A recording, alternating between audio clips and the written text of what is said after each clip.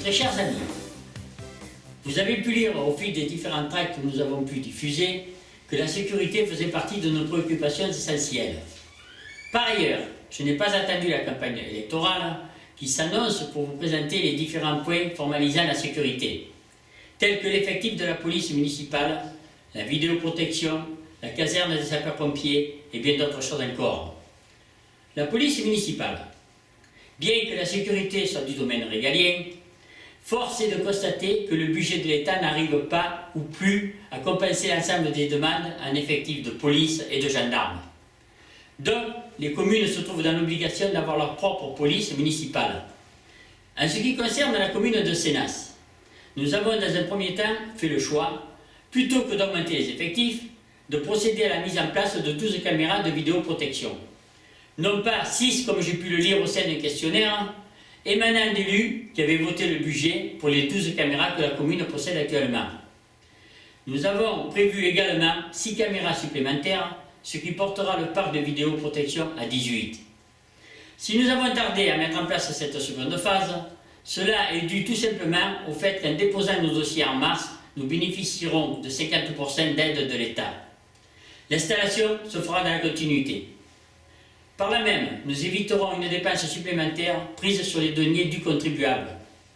Nous n'avons pas attendu la période électorale pour, depuis 4 ans, modifier les horaires de patrouille de la police municipale, qui s'étendent certains soirs jusqu'à 23 heures, voire au-delà, ce qui a permis d'aboutir à un bon nombre d'interpellations.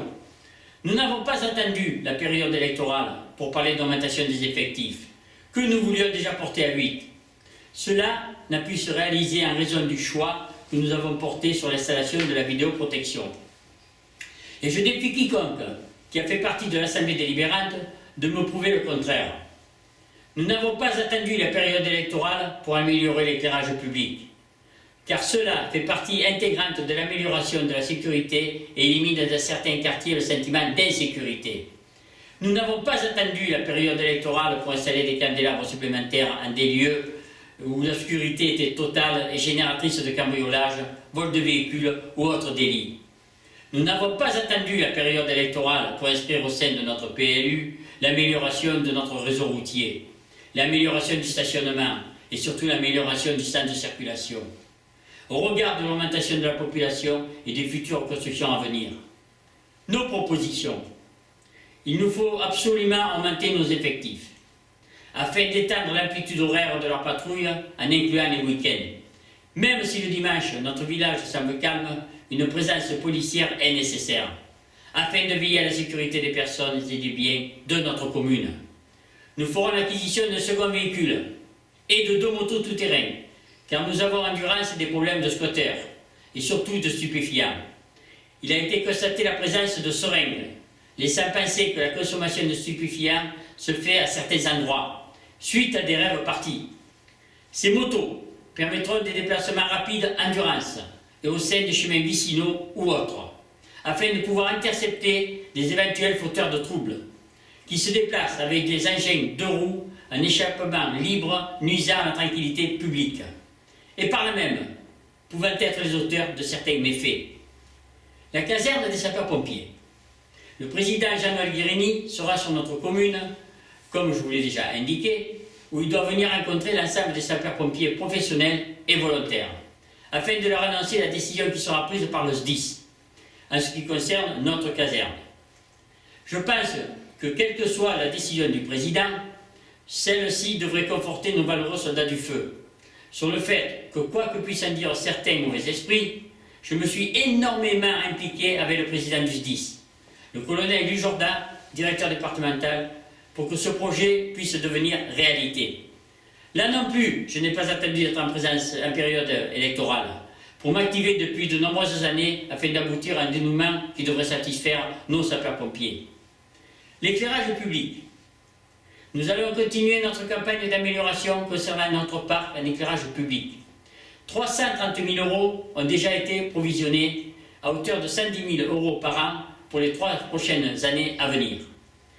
Cela afin de rénover et d'améliorer notre éclairage public.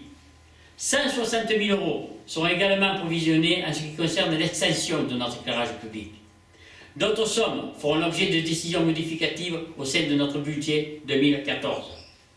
Les voies de circulation. Notre priorité étant l'amélioration du centre-ville, nous porterons un regard tout particulier sur la circulation routière en harmonisant nos centres de circulation.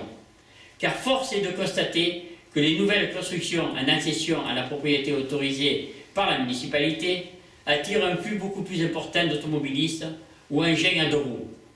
De ce fait, une étude très approfondie est menée à la demande de la commune, afin de pouvoir tenir compte de l'ensemble de ces paramètres, et surtout de faire une projection sur les 10 années à venir.